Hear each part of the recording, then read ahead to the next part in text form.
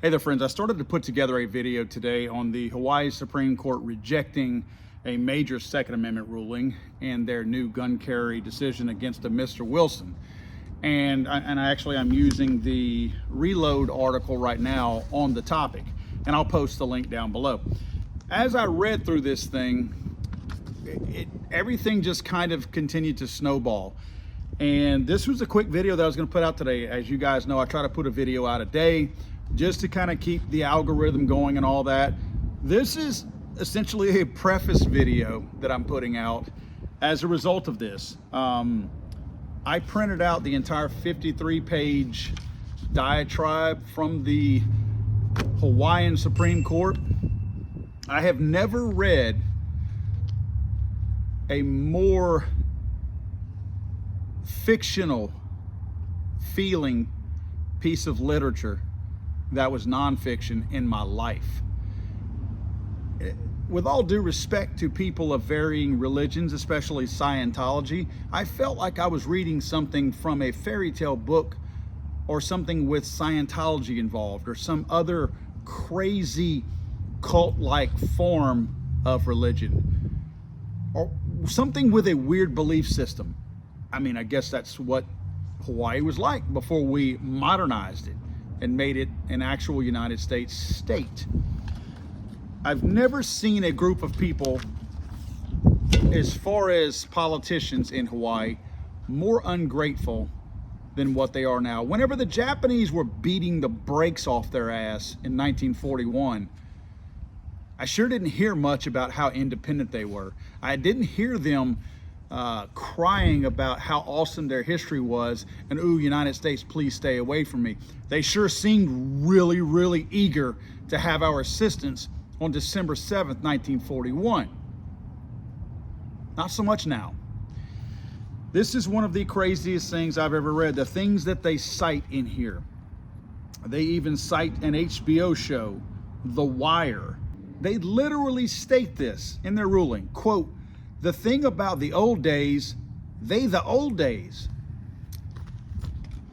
Can we speak like we've actually been educated? I mean, is that possible?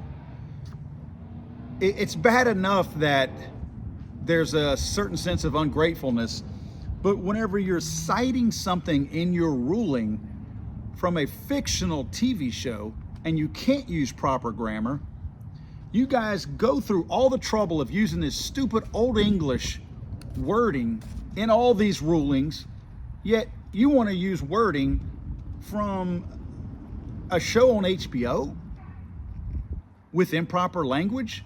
I know that's probably splitting hairs, but why go through all the trouble to be perfect all the time when you want to state the thing about the old days, they the old days?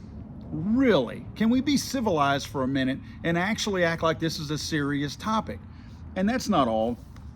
They talk about the spirit of aloha clashes with a federally mandated lifestyle that lets citizens walk around with deadly weapons during day-to-day activities.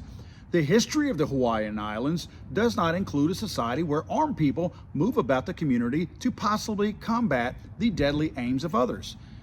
This blew my mind, and I'll talk more about this tomorrow. The reason why this blew my mind, in this sentence, they acknowledge the law-abiding American carrying a gun for self-defense, because they're not talking about, like most people do, about the criminals protecting them and trying to put us in a bind. They literally state that they're talking about armed people moving about the community to possibly combat the deadly aim of others. So they're acknowledging that there are others out there who have deadly aims to hurt people like us. But they're also saying in that same breath, they acknowledge that threat out there, but that still doesn't give you the right to protect yourself. How crazy is that?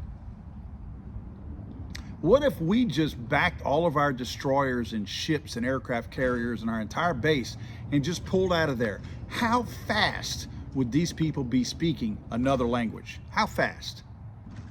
I'm going to be talking in pretty great length about this tomorrow, because again, once I started breaking this 55 pages down, it was pretty remarkable to me the things that allegedly educated people are actually saying out there regarding the Second Amendment. They even state that their Second Amendment reads word for word like the Constitution of the United States, but that they read it different.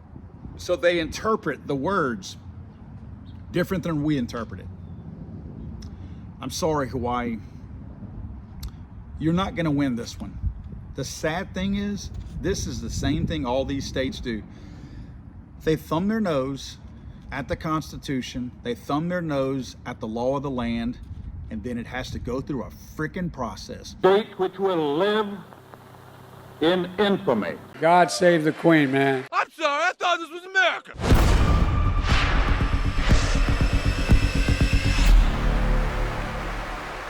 It's over!